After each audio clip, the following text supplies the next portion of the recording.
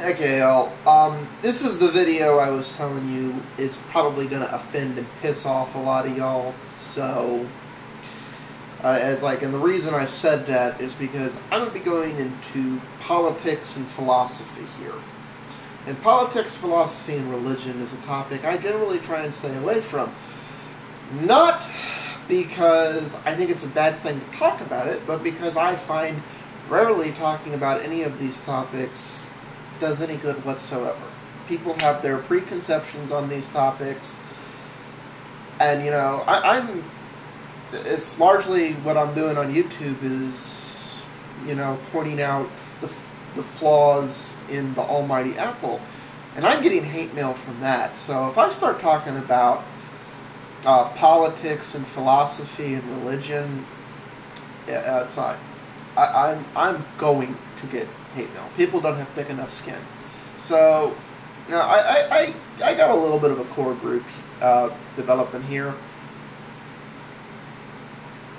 Do y'all want to open up roundtable discussions on things like the Constitution, the Bill of Rights, various religions, philosophical points of views, yada yada, and so forth?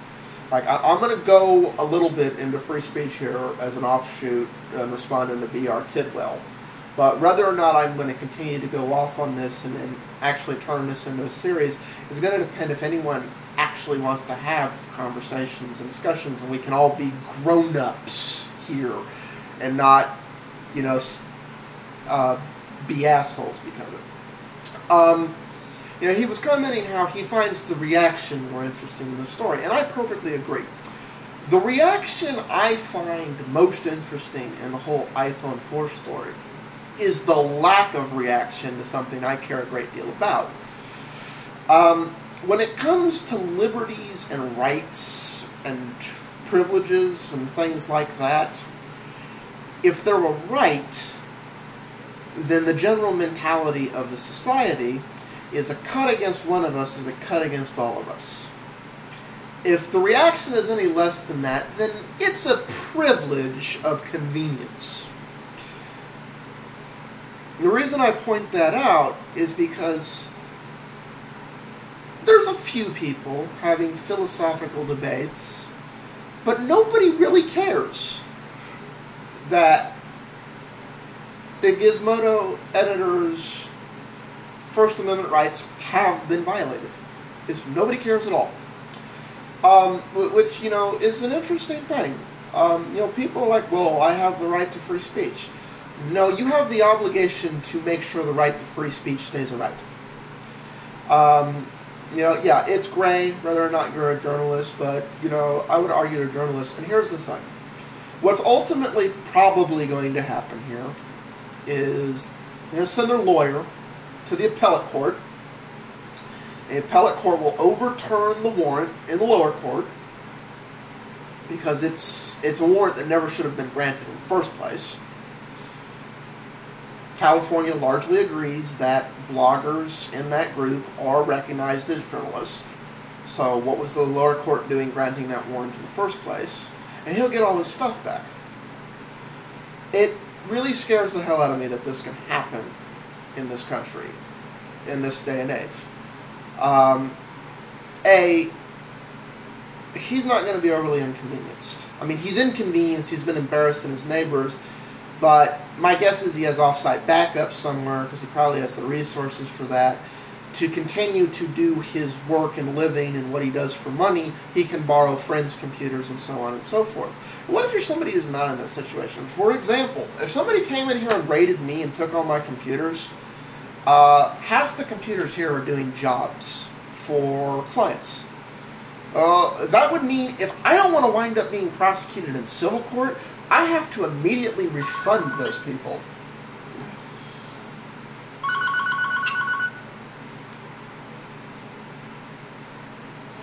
I'll be there in a minute. I have to, refund those people and give them back their money, and I may lose their business entirely, which is lost income for the year. Maybe for life.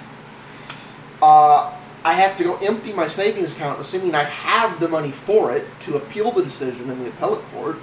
These are resources everybody doesn't have. This is why I say, in the right, it's a privilege. It's a liberty of discretion, which means it isn't actually a liberty. And as a whole, our society doesn't care. You know, they don't realize that they can come for you next. If they decide they want to, there ain't a damn thing you can do about it. There's a whole mess of things like this to go into. If y'all want to just stick solely to the merits on the iPhone case, we can do that. If y'all want to expand into greater things, which are not directly tech related, but all the less very important, I am more than happy to start debates on this, assuming there's any interest in them, and that they'll get feedback and reaction. Even if you're going to come back and yell at me and tell me I'm full of shit, if you're going to do it and say you're full of shit because of reasons X, Y, Z, and then, you know, debate is always welcome. I love debate because at the end of the day, you know, you're crucibling down. Doing that on something largely frivolous, like Apple versus everybody else, is one thing. Doing that on things like this, people have thin skin. People have preconceptions.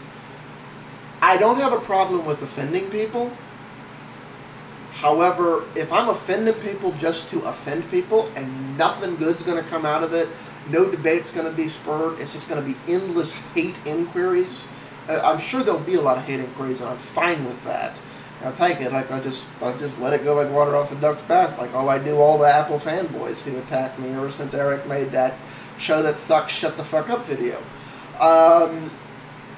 Like, I mean, I get some hate comments and I get more hate PMs. I don't care about that. Because there are some of you who, you know, actually want to debate on that stuff and correct me when I'm wrong, or think about it from a new way when I point out a point you hadn't thought about before. If I do these videos, there's going to be a disclaimer on them. You know, basically like a yada yada. The following video contains references to religion, politics, yada yada yada yada, and so forth. You know, we may even talk about racism and other things. Who the hell knows? But all of these topics are very heated. So, yeah, let me know. I would, regardless, like to hear people's comments on if they're as annoyed as I am that there is no debate, that there's no real outrage, that for all intents and purposes, the First Amendment has been circumvented here. So, that's my thoughts on that. Peace out all, and I'll see for the response from y'all if we're going to turn this into a series or if this is just a one-shot deal.